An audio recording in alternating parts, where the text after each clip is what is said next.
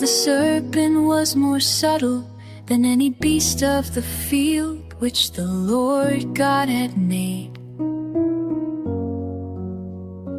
And he said unto the woman, Yea, hath God said, Ye shall not eat of every tree of the garden.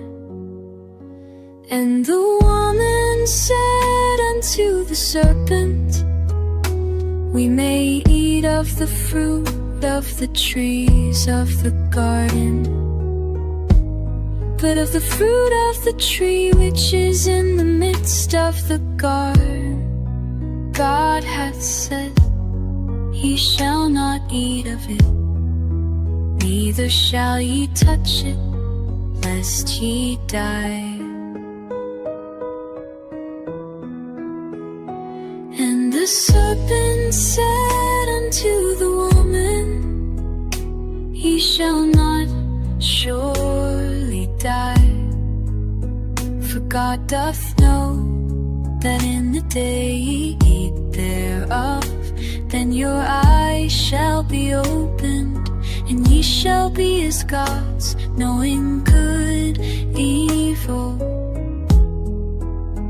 And when the woman saw that the tree was good for food, and that it was pleasant to the eyes, and a tree to be desired to make one wise, she took of the fruit thereof and ate, and gave also unto her husband with her, and he ate.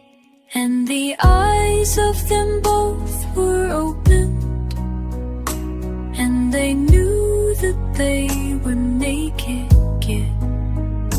And they sewed fig leaves together, and made themselves things to gird about.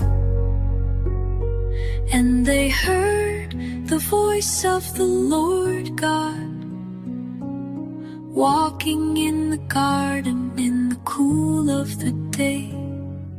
And Adam and his wife hid themselves from the presence of the Lord God amongst the trees of the garden. And the Lord God called unto Adam, and said unto him, Where art thou? And he said, I heard thy voice in the garden, and I was afraid, because I was naked, and I hid myself. And he said, Who told thee that thou wast naked? Hast thou eaten of the tree whereof I commanded thee that thou shouldest not eat? And the man said, The woman whom thou gavest to be with me, she gave me of the tree, and I ate. And the Lord God said unto the woman, What is this that thou hast done? And the woman said, The serpent beguiled me,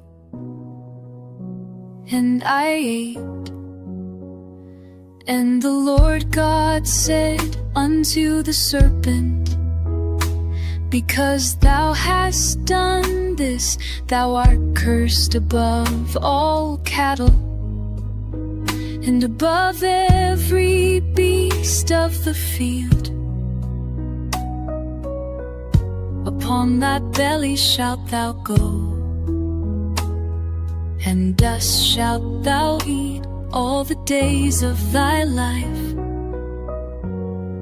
And I will put enmity between thee and the woman, and between thy seed and her seed. It shall bruise thy head, and thou shalt bruise his heel. Unto the woman he said, I will greatly multiply thy sorrow and thy conception. In sorrow thou shalt bring forth children, and thy desire shall be to thy husband, and he shall rule over thee. And unto Adam he said, because thou hast hearkened unto the voice of thy wife, and hast eaten of the tree of which I commanded thee, saying, thou shalt not eat of it. Cursed is the ground for thy sake. In sorrow shalt thou eat of it all the days of thy life.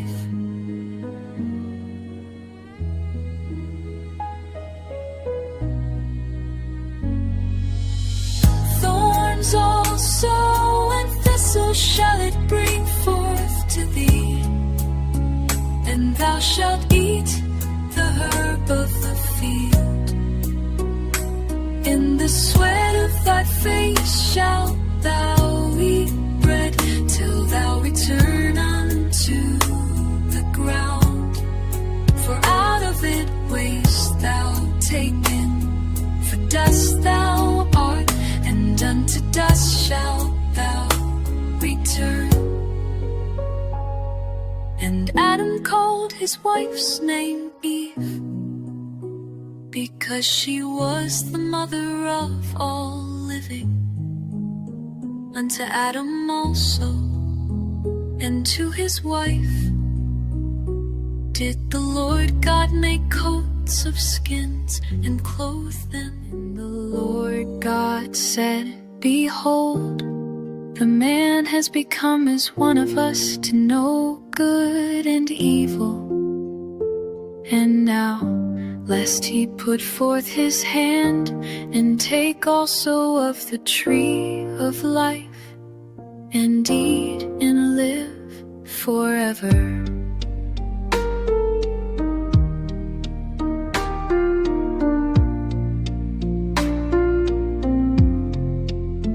Therefore the Lord God sent him forth from the Garden of Eden, till the ground from whence he was taken.